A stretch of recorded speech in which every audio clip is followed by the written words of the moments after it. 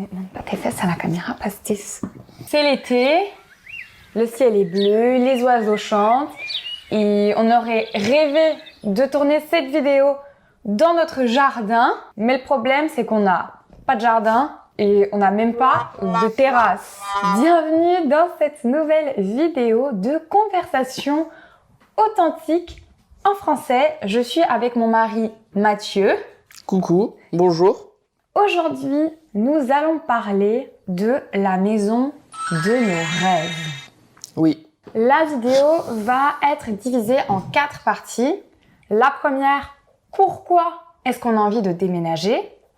La deuxième, la localisation précise, l'endroit précis où on rêve de vivre. La troisième, la maison, comment elle serait agencée, la maison de nos rêves. Et enfin, les crédits immobiliers en France. Comme d'habitude, nous allons afficher le vocabulaire important dans la vidéo et vous pouvez aussi télécharger la fiche de vocabulaire gratuitement, le fichier PDF, en cliquant sur le lien dans la description de la vidéo. Ça va vous permettre de réviser le vocabulaire. Ne me jugez pas pour ma tenue, je suis en tenue de sport parce que je vais à la salle de sport juste après. C'est parti? Oui, allons-y.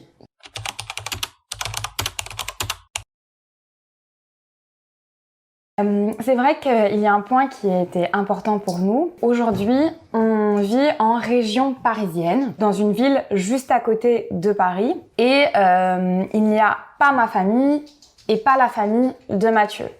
Donc pour nous, c'est vrai que c'est important, si on déménage, de se rapprocher d'une de nos deux familles. Donc soit la Belgique, soit le sud de la France. Parce que c'est vrai qu'on aimerait avoir des enfants dans les années à venir. Et pour nous, c'est important qu'ils puissent aussi grandir un peu plus proche de leur famille. Oui. Je sais pas si tu es d'accord avec moi. Oui, je suis complètement d'accord avec toi. Et le sud de la France nous semble un cadre de vie un peu plus agréable. C'est vrai qu'il y a la mer, il y a énormément de villes à visiter, beaucoup de nature aussi, et c'est quelque chose qu'on aime beaucoup. Ouais. Aujourd'hui, nous habitons dans un appartement parce que à Paris et vraiment dans les villes autour de Paris, c'est très cher, l'immobilier coûte très cher, donc on manque un peu d'espace. Ici, on est un peu à l'étroit. C'est vrai que ça fait un petit moment qu'on y pense. Notamment en fait aussi depuis qu'on a notre chien, parce que on se rend compte que quand on amène le chien dans le sud, bon, on le voit, il est très content et il adore courir dans le jardin.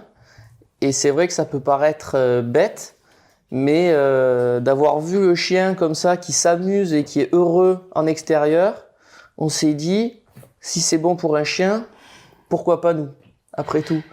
Et c'est vrai qu'en plus, comme l'a dit Elisabeth, c'est vrai qu'avoir le soleil, c'est génial. Le soleil, ça influence notre humeur. Et on voit la différence quand on se réveille, admettons, donc ici, à Paris, et qu'on voit le ciel gris tous les jours.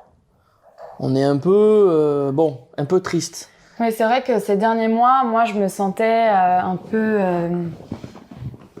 pas triste, mais quand je me levais le matin et comme dit Mathieu, je voyais le ciel gris, ben on a moins envie de faire des choses, on est plus vite, plus rapidement de mauvaise humeur, alors que le soleil, quand on peut prendre un café dehors sur une terrasse, même au mois de mars, c'est vrai que ça met du baume au cœur, ça rend directement plus joyeux. Oui. Donc ça, c'est une des raisons pour lesquelles on a envie de déménager, et plus particulièrement dans le sud-est de la France. Et d'ailleurs, on aime beaucoup cette région parce que, avec Elisabeth, on s'est mariés dans une petite ville qui s'appelle Lançon de Provence. C'est une petite ville en Provence, à côté de Salon de Provence. La plus grosse ville aux alentours, c'est Aix, en Provence. En fait, c'est même pas une ville, c'est plus un village. Un autre point qui est important, c'est qu'on peut travailler de n'importe où. On n'a pas forcément besoin d'être à Paris. On ne doit pas aller au bureau tous les jours puisqu'on travaille de chez nous. Donc c'est vrai qu'on peut habiter où on veut. Et justement, comme on travaille de chez nous, c'est important d'avoir un bel espace pour pouvoir travailler. Oui, c'est dommage de vivre dans une ville comme Paris qui est quand même assez chère, alors qu'on n'a pas besoin d'y être tout le temps. Et enfin, une des dernières raisons pour lesquelles on souhaite déménager, c'est qu'on a vraiment envie d'avoir un beau cadre autour de chez nous. Évidemment, Paris, c'est très beau, mais on souhaite offrir un beau cadre avec plus de la nature, au moins à proximité, peut-être la mer, à nos futurs enfants et pour l'instant, à notre petit chien. Et à nous-mêmes, ce serait un beau cadeau qu'on pourrait se faire.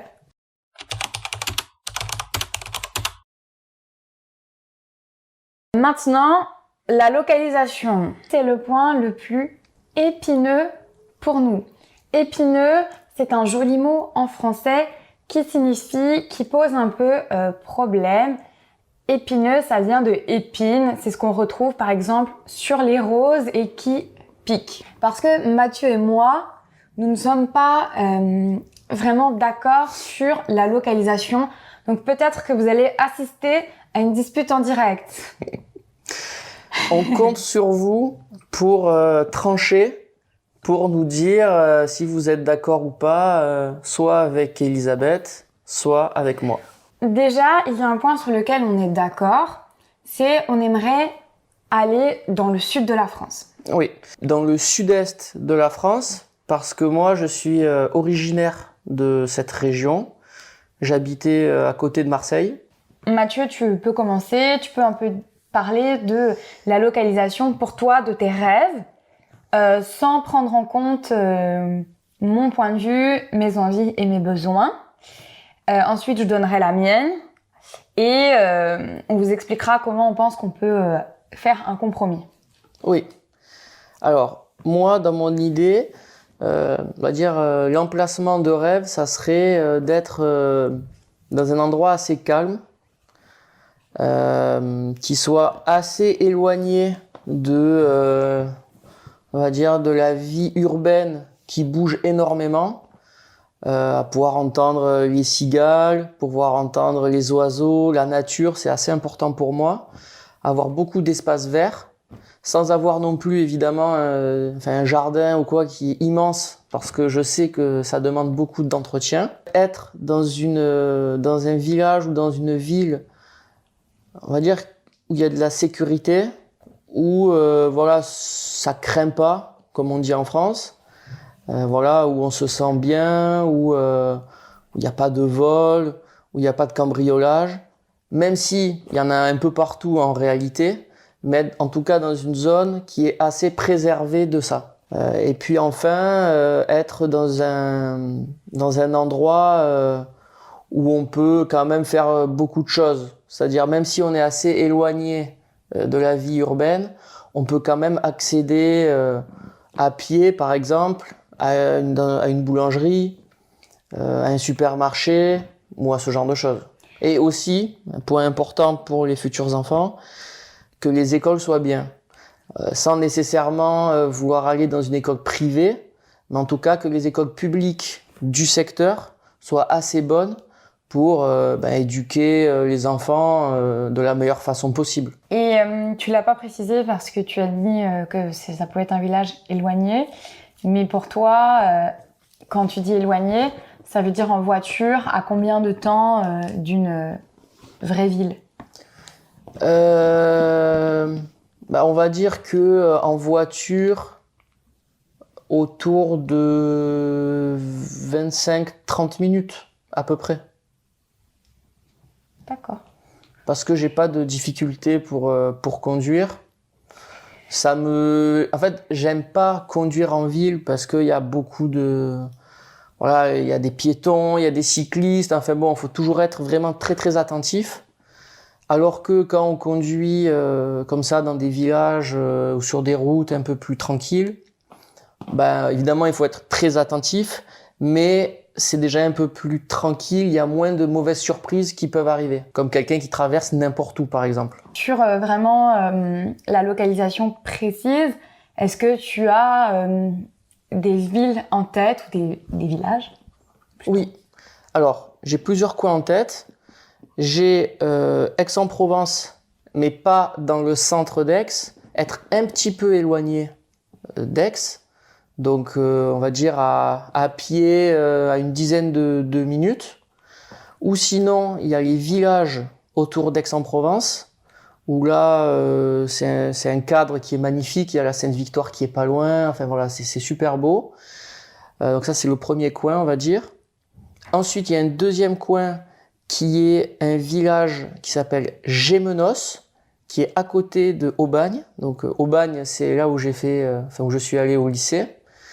Et après, j'aime beaucoup aussi la ville de Cassis, qui est juste à côté de Marseille et qui est super parce que y a un cadre qui est magnifique, même si malheureusement les coins que j'évoque sont les plus chers en fait dans le sud de la France. À part évidemment la côte à Nice, tout ça, mais on préfère rester un peu plus proche de Marseille, Aix-en-Provence. Oui, ça par contre, on est d'accord. On a plus envie d'être dans le coin Provence, les Bouches-du-Rhône, que d'être sur la French Riviera, la Côte d'Azur en français. Donc la Côte d'Azur, c'est plutôt Nice, Cannes, Saint-Tropez. C'est des endroits qui nous ressemblent un peu moins. Alors maintenant, je vais vous donner mon point de vue à moi, en tout cas ce que j'aimerais. Comme je vous ai dit, bien sûr, on va devoir faire des compromis. Ça veut dire se mettre d'accord, un peu prendre des critères de Mathieu et un peu prendre de mes critères. Mais je vais vous donner, moi, si j'étais seule avec Pastis. Oui. Alors déjà, il y a un point très important à prendre en compte, c'est que j'ai la phobie de conduire. J'ai passé mon permis de conduire en 2015. Depuis, j'ai conduit 2 fois et les 2 fois, c'était dans les mois qui ont suivi l'obtention de mon permis de conduire. Je n'ai pas conduit depuis 2015 pour différentes raisons. La première, c'est que j'ai toujours vécu dans des grandes villes, à Bruxelles ou à Paris, où c'est très facile de se déplacer en transport en commun, en métro, en bus ou en tram. Donc je n'avais pas le besoin de prendre une voiture, d'acheter une voiture ou tout simplement de voiture pour me déplacer. Donc ça fait 2015-2023, ça doit faire 8 ans que je n'ai pas conduit. Au fil du temps, j'ai développé une peur de devoir conduire alors que j'ai probablement oublié comment faire. Donc c'est vrai que pour moi, c'est très important que l'endroit où on vit puisse être accessible facilement en transport en commun. Qu'il y ait des transports pour se déplacer, pour aller dans des villes à côté ou pour se déplacer dans la ville où on serait. Donc ça, c'est quelque chose d'important pour moi. Bien sûr, je sais qu'on devra prendre une voiture et que je devrais me réhabituer à conduire, que c'est nécessaire, mais j'ai aussi envie d'avoir le confort de pouvoir choisir de me déplacer en transport. Par exemple, qu'il y ait une gare pour pouvoir aller facilement dans d'autres villes ou de rentrer facilement en Belgique. Ça, c'est la première chose qui est importante pour moi. Ensuite, le deuxième point, et Mathieu trouve que ce n'est pas rationnel, et évidemment, il a raison, ce n'est pas rationnel, je rigole déjà. Je suis sûre que vous allez être d'accord avec moi. Parfois, quand on rentre dans une maison, dans un appartement, ou on va tout simplement dans une ville en vacances, des fois, voilà, on trouve que c'est beau, que c'est super, que la ville est super, mais on ne se projette pas. Oui. Et moi, j'ai beaucoup ça. Je fonctionne beaucoup au ressenti, à l'instinct. Et j'aime quand je suis dans une ville, ressentir l'ambiance de la ville, sentir que la ville a une âme. Oui. Non, mais en fait, je me moque pas du tout. En fait, c'est un truc que je peux comprendre. Effectivement, en fait, la première sensation qu'on a dans un endroit est très importante. Moi, en fait, ce que je dis, c'est en réalité, cette sensation, elle vient surtout d'une première expérience. Vous voyez, par exemple, une ville comme Aix-en-Provence ou Marseille, si le premier jour où vous posez un pied, donc soit à Marseille, soit à Aix, ben, je sais pas, vous vous faites agresser, quelqu'un vous bouscule, ou même vous glissez, vous vous cassez le bras, ben à ce moment-là, vous allez garder toute votre vie une mauvaise image de la ville en question, donc Marseille ou Aix. Alors qu'en réalité, ces villes-là, elles sont immenses. Et même si vous avez un mauvais a priori sur une partie de la ville, ben, en fait, peut-être que dans une autre partie, ben, vous vous sentiriez mieux. C'est comme dire quand on va dans un pays, ah, je me sens mal, ben, je sais pas, en France ou ailleurs. Mais en réalité, le pays est géant. Donc c'est, pour moi, on peut pas faire de généralité sur un endroit juste par rapport à une expérience dans un tout petit espace de cet endroit-là, quoi. Pastis c'est pas du tout d'accord avec moi. Non, Pastis, vous voyez, il a choisi. Il a choisi son camp. Il a choisi son camp. C'est bien, mon chien. Bravo. Bravo. Je suis d'accord avec toi. Mais, donc, je vais déjà dire, moi, l'endroit de mes rêves, c'est Marseille. Vraiment, la ville de Marseille. Et je suis pas tout à fait d'accord avec toi, puisque la première fois que je suis allée à Marseille, j'ai pas aimé plus que ça. Je n'ai pas trouvé de chouette endroit où manger. Plein de gens se moquaient de moi en rue parce que j'étais super blanche et j'avais des énormes coups de soleil dans le dos et les gens se moquaient de moi en rue. Mais j'adore cette ville et les fois suivantes où j'y suis allée peut-être 4-5 fois. J'ai vraiment trouvé que cette ville avait une âme. J'ai aimé l'attachement qu'ont les Marseillais à leur ville. Et je trouve que c'est assez rare que des gens soient aussi attachés, fidèles à leur ville. Et c'est vrai que ça m'a beaucoup plu. Oui, je comprends. Après, c'est vrai qu'effectivement, les Marseillais sont très attachés à leur ville et enfin, on le voit au foot où les supporters marseillais, ils sont comment dire, ils sont déterminés, ils adorent leur club et c'est des fous furieux dans le bon sens du terme, quoi. Oui, et puis j'adore l'accent marseillais. Il y a des mots spécifiques à Marseille et je trouve qu'il y a vraiment un attachement presque communautaire, on peut dire, à la ville de Marseille. Pour moi, il y a un peu la France et Marseille qui est à part, mais qui a des particularités et qui, moi, me plaisent beaucoup. J'aime aussi beaucoup cet état d'esprit de l'apéro, de jouer à la pétanque. C'est pas non plus un hasard si j'ai proposé à Mathieu qu'on appelle notre chien Pastis. Oui, c'est vrai. En fait, j'aime cette énergie. J'adore l'énergie qui se dégage de cette ville. Donc, évidemment, il y a des problèmes. Il y a des quartiers à Marseille où il y a plus d'insécurité. Donc, il faut bien choisir. Mais pour moi, c'est aussi un peu le cas à Paris. Il y a des quartiers où je ne voudrais pas du tout vivre ou même aller me promener parce que je ne me sens pas très bien. Ouais. Donc, c'est vrai que Marseille, pour moi, c'est vraiment ma destination idéale, le lieu où je rêverais d'habiter pour donc différentes choses. Donc déjà, je vous ai dit évidemment l'âme de la ville, pour moi, c'est quelque chose d'important. Il y a une autre chose qui est aussi très importante pour moi. J'aime habiter dans des villes d'eau. Ce que je veux dire par là, c'est des villes où il y a soit un fleuve, soit la mer. Et ça, c'est quelque chose d'important pour moi. Je trouve que c'est agréable. Je n'aime pas trop vivre dans des villes où il n'y a pas de cours d'eau, où il n'y a pas la mer, où il n'y a pas de fleuve. Je trouve que ça rend les villes un peu oppressantes.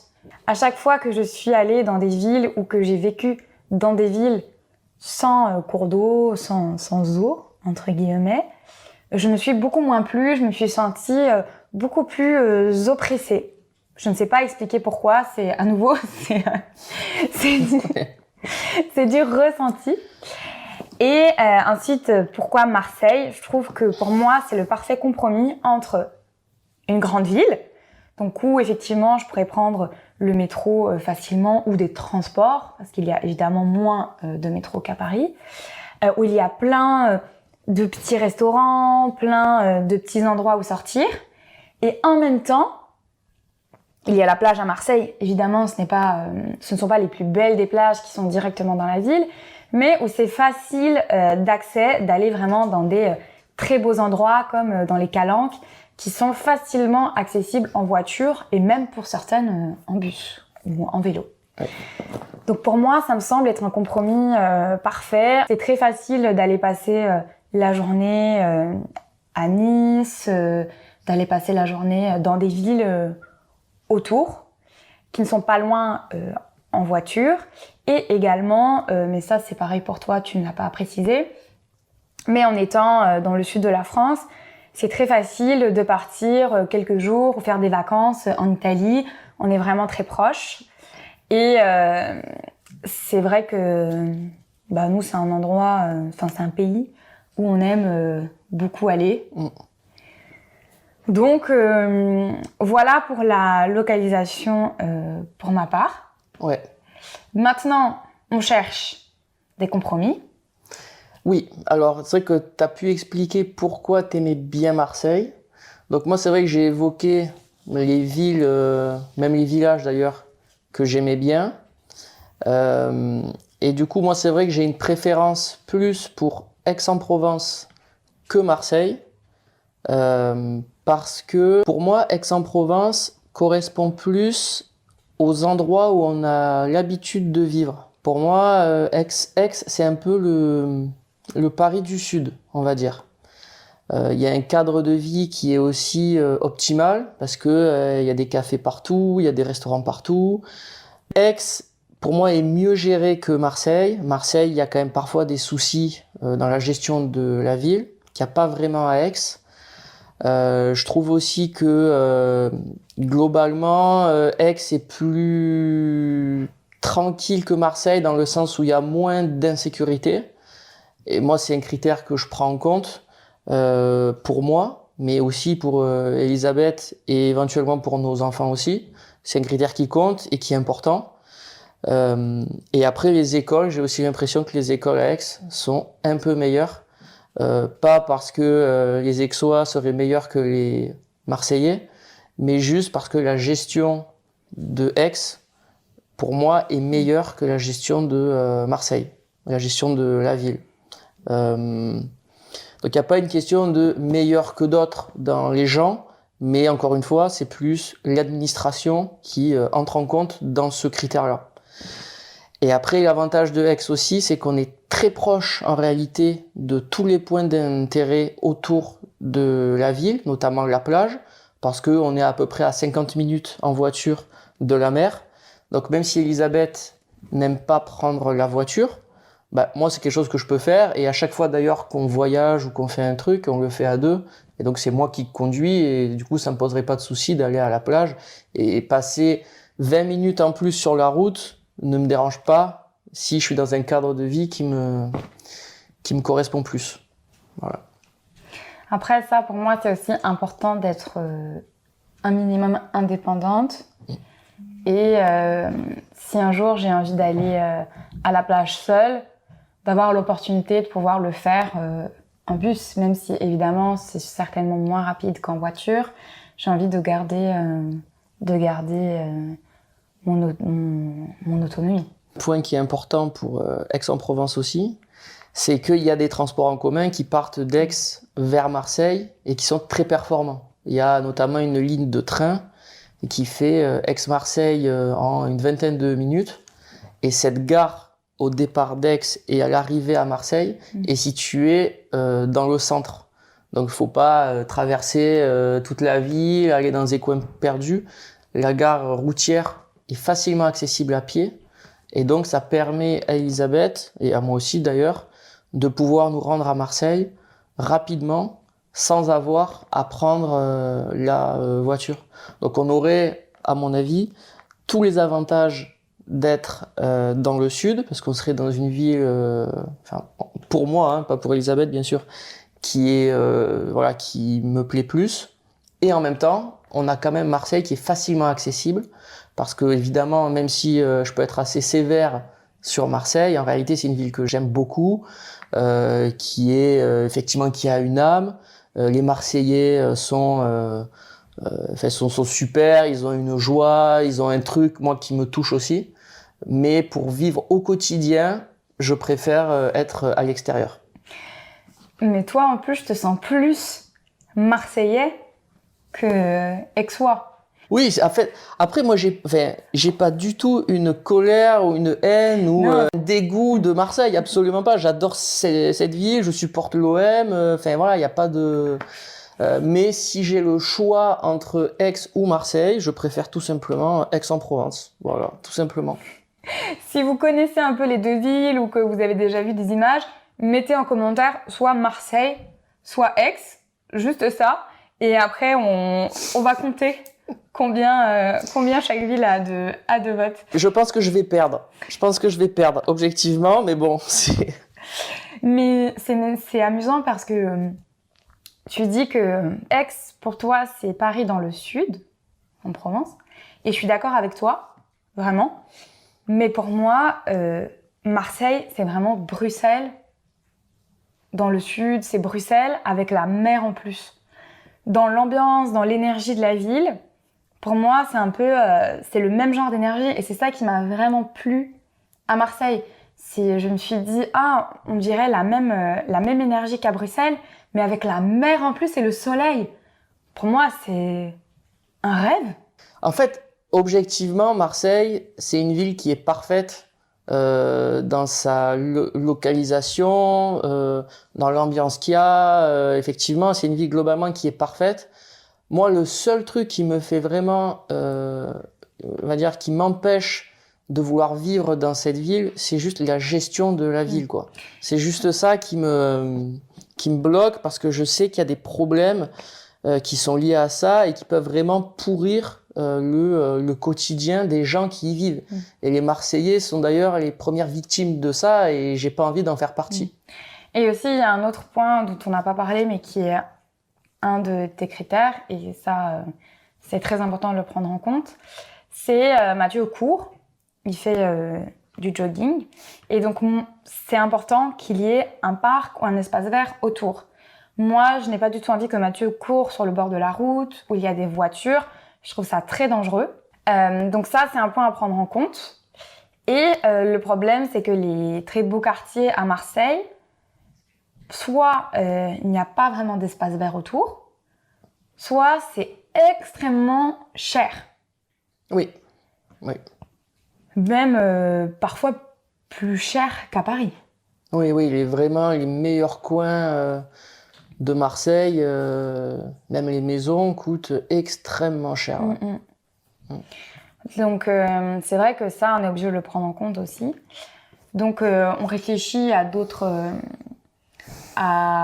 villes autour qui pourraient nous convenir. Par exemple, La Ciotat, qui est une ville, une petite ville, où il y a la plage, il y a un centre avec beaucoup de restaurants, un petit port, il y a des petites ruelles avec des petites boutiques.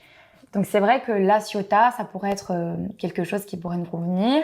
Il y a juste une problématique, c'est que l'été, il y a énormément de gens qui vont en vacances là-bas. Et la ville devient un peu irrespirable parce qu'il y a énormément de touristes. Oui, c'est vrai que La Ciotat, c'est c'est un bon compromis. Il faut juste en fait vivre dans un endroit dans la ville où en fait on soit pas au contact de la circulation ou quoi, parce qu'effectivement au mois de juin, juillet et août, donc en été, ça devient très compliqué de circuler, de se promener. Il y a des gens partout.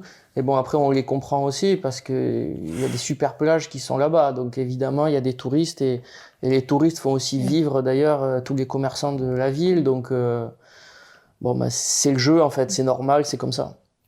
Ouais. Et on a aussi repéré 2-3 autres petites villes comme Aubagne, qui est assez centrale, où il y a des transports, où c'est facile d'aller en train à Aix-en-Provence, à Marseille, à La Ciotat aussi, je pense. Oui.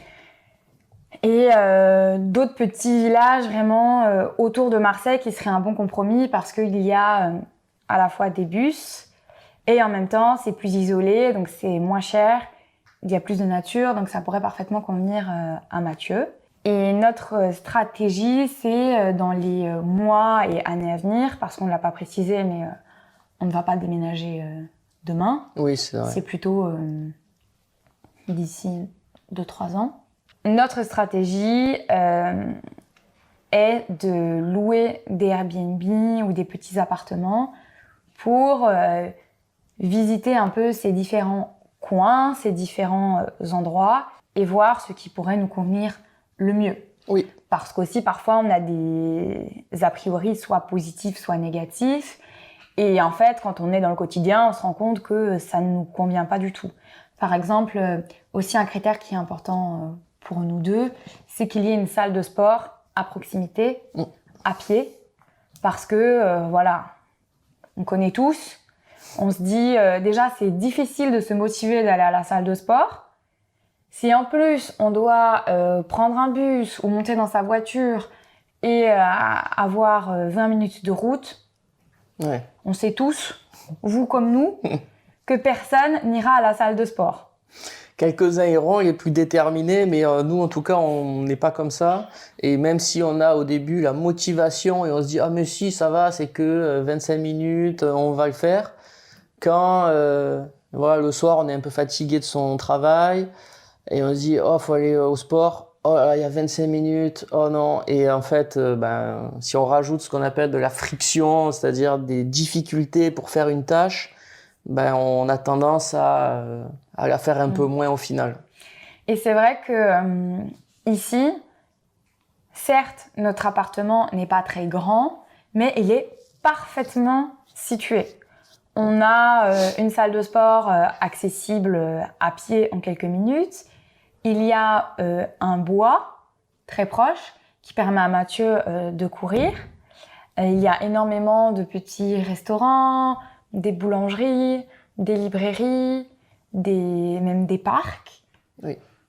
Donc ici, la localisation est parfaite, bien sûr, mis à part qu'il n'y a pas de soleil. Il n'y a pas de soleil, pas beaucoup. Aujourd'hui, il y a du soleil. Oui, là, c'est l'été. Mais justement, comme là, c'est l'été, qu'il fait beau, on aimerait aussi pouvoir se mettre sur une terrasse ou dans un jardin. Et on ne peut pas le faire. Ouais.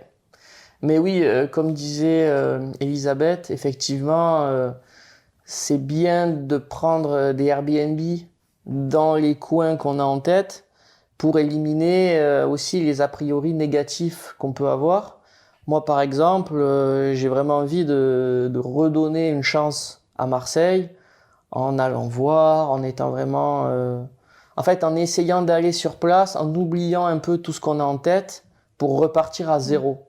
Et ça, je pense que c'est important à faire parce que, en fait, une ville va évoluer aussi avec le temps et peut-être que le Marseille de maintenant n'est pas le même que le Marseille d'il y a 15 ou 20 ans. D'ailleurs, sûrement même, c'est certainement plus du tout la même chose. Et je sais que je garde aussi des a priori qu'il faut éliminer ou en tout cas qu'il faut mettre à jour en allant sur place et en sachant se remettre aussi en question. En plus, il y a aussi des pizzas Capri à Marseille. La pizza. Oui. C'est une pizzeria que Mathieu aime bien à Aix-en-Provence, où tu peux acheter des pizzas, des parts de pizza. Et c'est un souvenir de quand tu étais ado et plus petit. Oui, et ça c'est vrai que c'est marrant parce que parfois, comme je disais, en fait, on peut avoir des a priori négatifs sur une ville, parfois sur des détails. Ben, c'est aussi l'inverse pour des a priori plus positifs aussi, parfois sur des détails, quoi. Par exemple, bah oui, c'est vrai que moi, peut-être que je garde un très bon a priori d'Aix parce que j'adorais manger des pizzas sur la place, quoi. Alors que bon, en fait, si tu veux vivre dans une ville, il faut aller beaucoup plus loin que ça et beaucoup plus loin que ce critère qui est bon assez futile pour employer un mot un peu compliqué.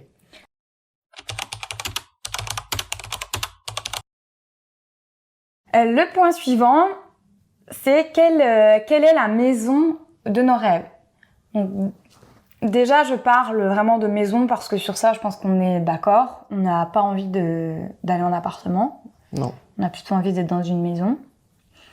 Est-ce que tu veux un peu parler de toi, tes critères, par exemple la surface de la maison, le nombre de chambres, pourquoi, comment tu vois la maison de tes rêves? Ouais. Alors, moi, disons que je suis pas exigeant sur la surface de la maison.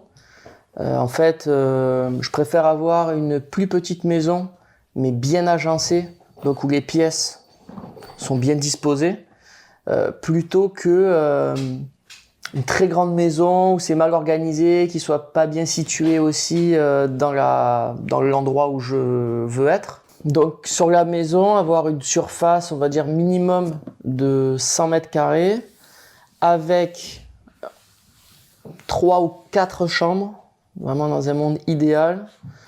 3 chambres parce que ça permet d'avoir 2 enfants, et 4 chambres parce que ça permettrait en plus d'avoir une chambre pour recevoir des gens, notamment de la famille ou des amis, et les mettre dans des bonnes dispositions avec une chambre pour eux et qui se sentent bien. Donc on va dire c'est juste ça, quoi. Autour de 100 mètres carrés, 3 ou 4 chambres et un jardin. Et là, en fait, plus un petit jardin qu'un grand jardin, parce que d'expérience, je sais qu'avoir un très grand jardin, c'est bien sur le papier, mais dans la réalité, ben, on va pas forcément exploiter tout ce jardin, c'est-à-dire on va pas aller partout dedans, on va pas courir dans tout le jardin, on va pas tout le temps être dans tous les mètres carrés du jardin. Par contre, il faut entretenir cet espace et ça peut prendre beaucoup de temps et coûter aussi d'ailleurs beaucoup d'argent. Et c'est aussi d'ailleurs difficile à faire quand on vieillit. Donc c'est pour ça que je préfère avoir un petit jardin. Au moins c'est plus simple à vivre et on bénéficie quand même d'un espace vert où on peut manger dehors, faire un barbecue, enfin ce genre de choses. Et piscine ou pas de piscine? Piscine, pas forcément. La piscine, c'est pareil, en fait, c'est bien sur le papier, mais en fait, dans les faits, combien de fois on se baigne vraiment dans la piscine tous les ans? Ben, en fait, c'est pas si énorme que ça. Donc, c'est beaucoup d'ennuis. C'est aussi un gâchis d'eau quand même qui est assez important. Ça coûte cher, mais si on estime combien nous coûte notre utilisation de la piscine par an, en fait, je pense que chaque baignade coûte assez cher. Donc, surtout si on est dans une région où il y a la plage, une piscine, peut-être avoir une piscine hors sol où on peut se rafraîchir un petit peu, mais creuser une grosse piscine, tout ça, c'est bien chez les autres. Ça, c'est super parce qu'on peut aller se baigner chez les autres. On n'a pas tous les ennuis de l'entretien, mesurer le pH de l'eau, enfin tous ces trucs. Et on a tous les avantages parce que on peut se baigner et se rafraîchir. J'ai parlé de piscine parce que c'est très fréquent dans le sud-est de la France en tout cas, qu'il y ait des piscines creusées avec les maisons. Nous, c'est pas du tout un de nos critères. Enfin, sur ce point-là, je rejoins vraiment Mathieu. J'ai pas besoin du tout d'une piscine. Mais c'est vrai que quand on regardait des maisons, elles ont quasiment toutes une piscine. Et donc les maisons coûtent plus cher, alors que nous, ça nous intéresse pas forcément. Oui, et puis parfois, il y en a qui sont obsédés par la piscine, et donc ils ont des jardins qui sont pas adaptés à avoir des piscines, parce que le jardin est trop petit et ça peut pas marcher. Et malgré ça, ils construisent une piscine, donc ils se retrouvent à avoir 2 mètres carrés d'herbe, et directement, dès qu'on sort en fait dans le jardin, on tombe dans l'eau. Donc on peut même pas mettre de table. Donc cette obsession de la piscine peut parfois dégrader vraiment un extérieur. Je préfère avoir un grand espace vert où Pastis il peut courir et s'amuser que tomber directement dans l'eau. Et puis en plus, sachant que c'est dangereux aussi pour le chien et également pour des enfants. Et autant sur la localisation, on n'est pas forcément raccord. On a des compromis à faire. Je pense que vraiment sur la maison, on a plus ou moins les mêmes goûts. Oui, on a les mêmes goûts. Ouais. On a les mêmes goûts, on n'est pas très difficile sur à quoi ressemble la maison. Moi, c'est exactement comme Mathieu. C'est vrai que c'est bien d'avoir 3-4 chambres pour avoir une 4e chambre, effectivement, qui peut faire bureau ou accueillir des gens. Ma famille, elle sera assez loin, donc c'est important pour moi de pouvoir bien les accueillir, ce qu'on ne peut pas faire ici à Paris. On a 2 très petites chambres de 9 mètres carrés et de 8 mètres carrés. Et la 2e, elle nous sert de bureau. Évidemment, on a déjà de la chance d'avoir un appartement 2 chambres et on a vraiment conscience d'avoir beaucoup de chance. Mais là, on vous parle vraiment de nos rêves. Oui, c'est nos rêves. C'est nos rêves. Notre rêve. Notre rêve. D'ailleurs, il y a quelques semaines, on a lancé une page sur Buy Me a Coffee. Donc, c'est un site sur lequel vous pouvez soutenir vos créateurs de contenu préférés. Donc, vous pouvez acheter aux créateurs un café ou des croissants. Nous, c'est... Ah, c'est une baguette? C'est une baguette. Et on a calculé, nous, il nous manque 79 998 baguettes pour pouvoir acheter la maison de nos rêves. Ouais, donc c'est vrai que ça fait beaucoup de baguettes quand même. Ça fait beaucoup de baguettes pour pouvoir acheter la maison, la maison de nos rêves. Mais oui, sur le jardin, moi, j'ai pas besoin d'un grand espace. Je veux juste avoir une jolie terrasse pour faire des barbecues. Oui. Après, moi, la maison de mes rêves, c'est vrai que, en fait, vu que dans le sud, et un peu partout d'ailleurs, il fait de plus en plus chaud, c'est important d'avoir de la verdure, d'avoir de la végétation, d'avoir de l'ombre produite par des arbres. Et ça, c'est vrai que ça peut rendre la vie beaucoup plus facile avec la chaleur qui s'accentue d'année en année, d'avoir de la verdure. Il y a plein de schémas ou d'études qui ont été faits sur ça et on voit que les zones vertes avec de l'herbe, avec de la végétation, tout ça, en fait, sont beaucoup moins chaudes que les espaces urbains avec du ciment, tout ça.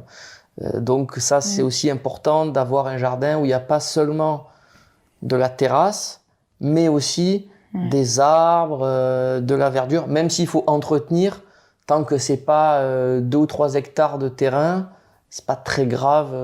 Et c'est même bien d'ailleurs de savoir aussi un peu faire du jardinage, ce genre de trucs. On pourra aussi d'ailleurs cultiver nos tomates ou faire ça, quoi. Donc ça, c'est bien aussi et c'est important, je pense. Je pense qu'il faudrait qu'on prenne des cours parce que vu la durée de vie des plantes de notre appartement, je pense qu'on devra prendre quelques petits cours de jardinage.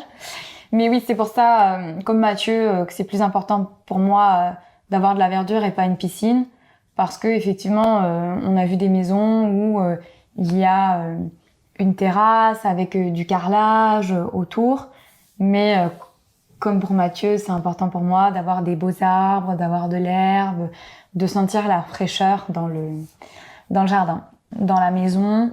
C'est vrai que pour nous, ce qui est plus important, je pense pour toi aussi, c'est d'avoir un grand salon, une grande cuisine, que d'avoir des grandes chambres. C'est beaucoup moins important pour nous. Ouais, tant qu'il y a des rangements dans la chambre, ou un dressing, pour y mettre nos affaires, c'est suffisant, oui. Et il n'y a pas besoin, effectivement. Il vaut mieux avoir une belle pièce à vivre et une belle cuisine que des grandes chambres. Tu as raison.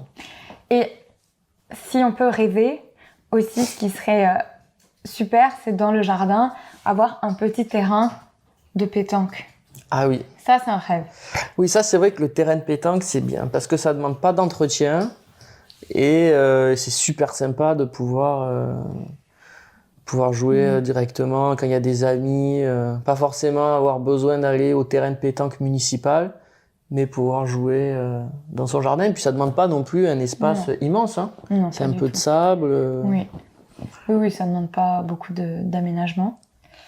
Et oui, à nouveau, ce qui est important pour nous, c'est comme on sera quand même un peu loin de la Belgique et de Paris, c'est de pouvoir recevoir des gens chez nous et qu'ils soient confortables, de bien pouvoir les accueillir.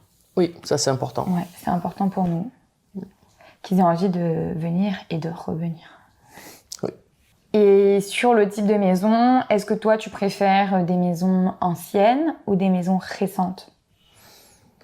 Alors, en fait, c'est les deux extrêmes pour moi. C'est soit des maisons très anciennes avec des gros murs vraiment qui isolent hyper bien, ou du coup en été il fait super frais parce que les murs ils font, je sais pas, ils sont énormes quoi. Oui. Ou alors des maisons neuves qui sont très bien isolées, qui bénéficient vraiment de toutes les dernières technologies en isolation, en conservation de la chaleur, conservation de la fraîcheur. Donc c'est soit une maison très ancienne, soit une maison très récente, mais les maisons des années 70, c'est pas parfait parce qu'il y a eu à un moment une volonté de construire beaucoup de maisons. Et donc, les maisons sont pas très bien isolées, ils sont allés un peu vite, donc c'est des murs très très fins. Et donc, ces maisons nécessitent beaucoup d'énergie et d'argent, soit pour les réchauffer, soit pour les rafraîchir. Et donc, voilà, c'est plus entre les deux, soit très récent, soit très ancien. Un peu comme toi. Après, c'est vrai que esthétiquement, je trouve ça hyper beau.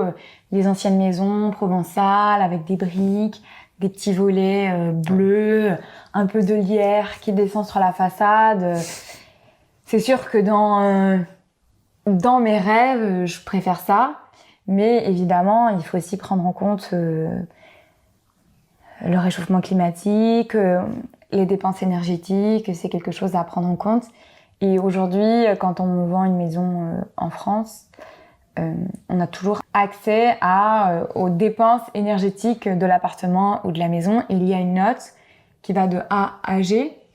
Et c'est vrai que c'est un critère important à prendre en compte, et pour l'environnement et pour l'aspect financier. Oui, complètement. Ouais.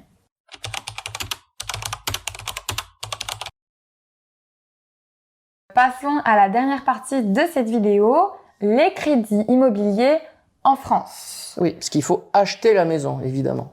Oui, parce qu'on ne l'a pas précisé. Ici, en région parisienne, nous sommes propriétaires, mais en réalité, c'est la banque qui est propriétaire de notre appartement. Ça, on est locataire de la banque.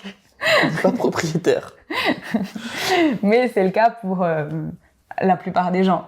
On fait un crédit à la banque et on rembourse le crédit tous les mois. On vous disait plutôt dans la vidéo que on imaginait déménager plutôt dans 2 ou 3 ans.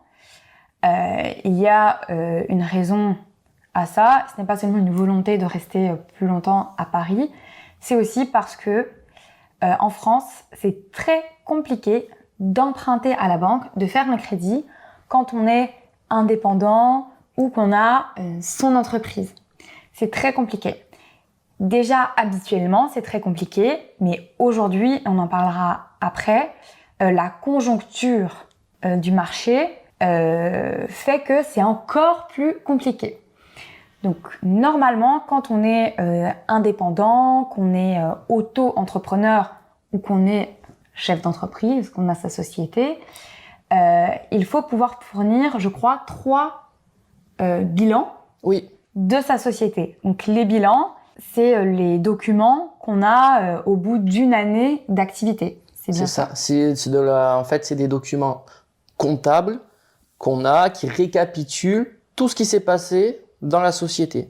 Combien on a gagné, combien on a dépensé, le bénéfice, enfin voilà, qui fait tous ces calculs-là. Donc c'est réalisé par un expert comptable et c'est des documents qui sont demandés, bon, à la fois évidemment par l'administration fiscale, mais aussi par les banques pour voir si la société marche ou pas et définir le montant qui pourrait nous prêter si on le demande.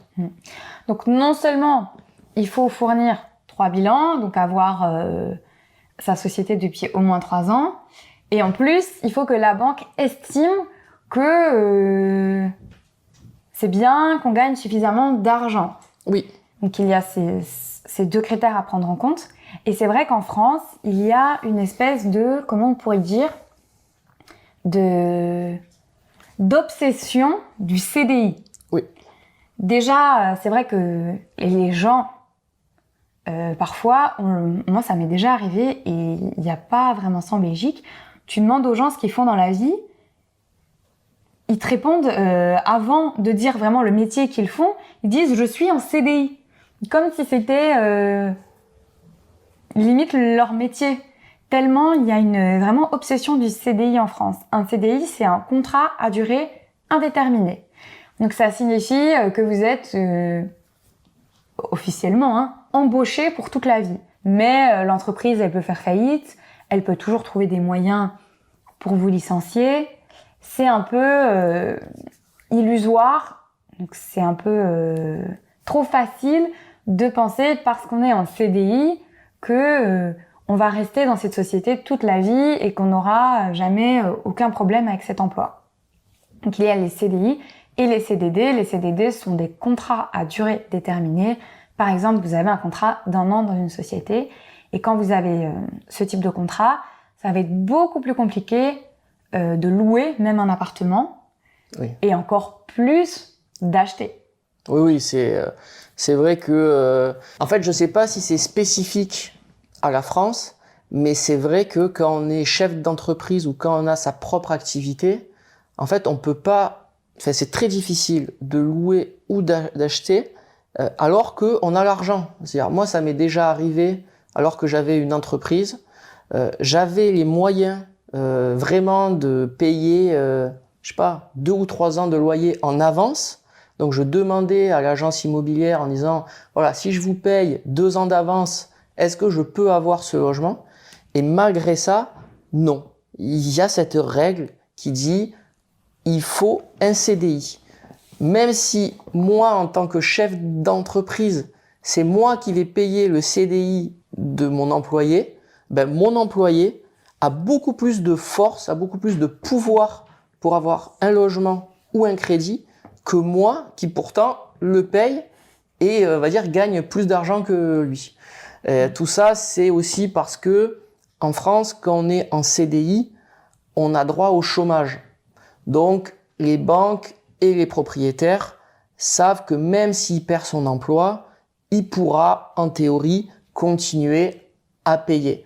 Mais après, ce qui se passe aussi, c'est que les propriétaires et les banques sont aussi font un peu plus attention à donner leur appartement ou des crédits à des gens parce qu'il y a des règles en France qui protègent énormément les gens qui sont dans les logements, qui fait que si quelqu'un ne paye plus, c'est très difficile de le faire partir.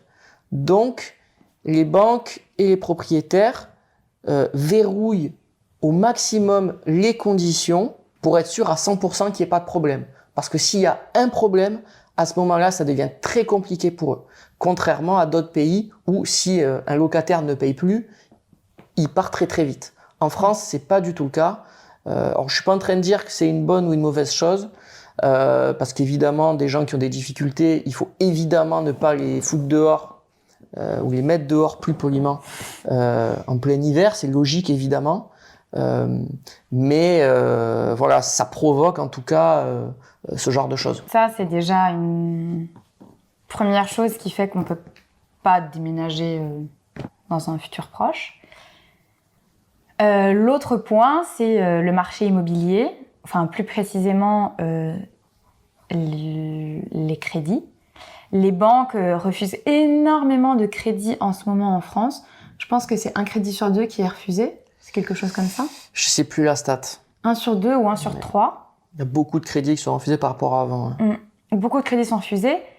Et les taux d'intérêt ont explosé, sont extrêmement élevés. Il y a 2-3 ans, les taux d'intérêt, ils étaient en France autour de 1%. Oui, sur 20 ans. Voilà. Et aujourd'hui, on passe plutôt à... Ça a dépassé les 4%, je crois. Ouais, on tourne, on va dire, pour les meilleurs dossiers à...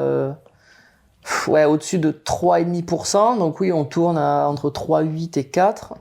Et le taux moyen, oui, il tourne autour de 4. Alors évidemment, si vous êtes américain, ça va beaucoup vous faire rire parce que vos taux sont extrêmement hauts par rapport à ça. Donc nous, on a beaucoup de chance encore de pouvoir avoir du 4%, parce que je crois que les Américains, ça doit être autour de 6. Et la France a aussi une chance énorme que pas beaucoup de pays ont, je crois, c'est on a un taux fixe. En fait, on a une particularité en France qui est très spéciale, qui est vraiment à l'avantage de ceux qui empruntent. En fait, si on emprunte, admettons, à 3% et que les taux diminuent à 1,5%, ben on peut renégocier avec la banque ou avec d'autres banques qui rachètent le crédit pour baisser notre taux. Ouais, Par contre, si le taux monte, c'est-à-dire si on a un crédit à 3% et que le taux monte, dans la mesure où 99% des prêts immobiliers pour les particuliers sont fixes, ben la banque ne peut pas vous demander plus, ne peut pas vous dire « Ah, on passe votre taux de 3% à 4%. » Alors que je crois que dans beaucoup de pays, ça peut complètement arriver. Vous pouvez avoir des taux qui sont recalculés, c'est des taux variables sur ce qui se passe dans les banques et pour les taux d'intérêt. Donc pour résumer ce que tu viens d'expliquer, donc effectivement, si on a eu un taux à 3%, la banque ne pourra jamais l'augmenter, même si le marché change et que les taux passent à 10%, on restera à 3% au taux auquel on a emprunté. Mais par contre, si les taux baissent, c'est très très facile de faire racheter son crédit par une autre banque et d'avoir un taux beaucoup plus bas. Donc c'est très très très avantageux pour les personnes qui empruntent. Oui. Effectivement. Parce qu'on a des taux fixes et pas des taux variables. Alors certains ont des taux variables, mais c'est très très peu par rapport à tous les crédits immobiliers qu'il y a en France. Je connais personne. Ouais. La norme, c'est vraiment le taux fixe. Donc c'est vrai que ça, c'est vraiment une chance. Donc aujourd'hui, effectivement, les gens se plaignent beaucoup des taux qui ont augmenté, mais en réalité, si quelqu'un emprunte maintenant, aujourd'hui, à 4%, mais que dans 2 ans, les taux baissent à 1%, c'est sûr qu'il pourra renégocier et faire baisser son crédit à 1%, c'est sûr. Même si, a priori, la norme, en fait, c'est plus des taux autour de 3 ou 4%, parce que quand on regarde historiquement les taux, en fait, l'anomalie, c'était d'avoir des taux à 1%, à 0,5%. Enfin, ça, c'est jamais arrivé, quoi. C'est vraiment une période très particulière. Et historiquement, les taux ont toujours été, même à l'époque de nos parents, ils avaient des taux à 10. Ah oui, je pense. Et donc, bon, après, les prix immobiliers étaient beaucoup moins chers. Et c'était un peu plus avantageux. Ils avaient un rapport prix des maisons ou des appartements par rapport à leur salaire qui était qui était bien meilleur que ce qu'on a nous. Nous, il faut beaucoup de mois, d'années de salaire pour pouvoir se payer une maison, là où à l'époque c'était beaucoup moins, mais bon, c'est une autre époque et nous, on a d'autres avantages qu'eux n'avaient pas aussi. Hein, donc, ça se passe toujours comme ça. Je pense qu'on a bien expliqué les crédits en France. Il n'y avait rien d'autre à ajouter. Non, je pense pas. N'hésitez pas, si vous avez des questions dans les commentaires. N'hésitez pas à laisser plein de commentaires pour nous donner votre avis sur notre lieu de rêve où vivre, sur notre maison de rêve. N'oubliez pas aussi de télécharger la fiche de vocabulaire. Tu viens conclure la vidéo avec nous? Alors Pastis, t'es dans quel camp? Dans quel camp tu es? Mathieu ou Elisabeth? Ah, bah voilà. Il a choisi. J'ai choisi Elisabeth. Il a choisi. On va à Marseille, Pastis.